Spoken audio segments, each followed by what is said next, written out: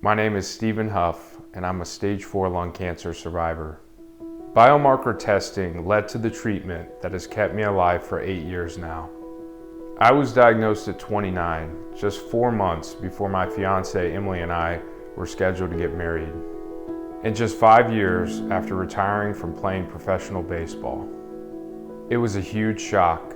I had never used tobacco, and I had always prioritized my health.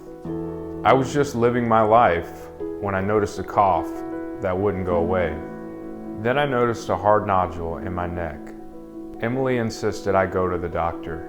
They said I had bronchitis and treated me with 2 different antibiotics, which had no effect. I finally got a CT scan, and there it was, lung cancer. It was in both lungs. It had spread to several other organs, my spine, and I even had a very small spot in my brain. It felt like my life was being taken from me.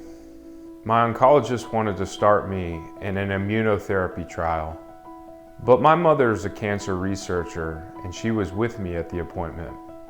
I would have absolutely signed up for that trial and started treatment immediately, but my mother said no, not until you've had biomarker testing on your tumors.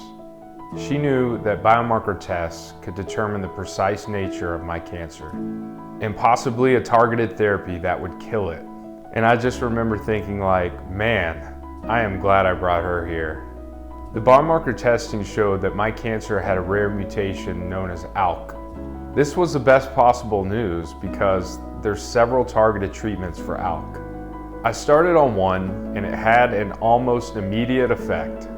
My cancer went into remission. Since then, I've had 1 recurrence, but I went on another biomarker targeted treatment that wiped it out. Today, almost 8 years since my diagnosis, I am cancer free. And because of biomarker testing, I know that if I have another recurrence, there are still more treatments that can likely bring it under control. I am so grateful for this time.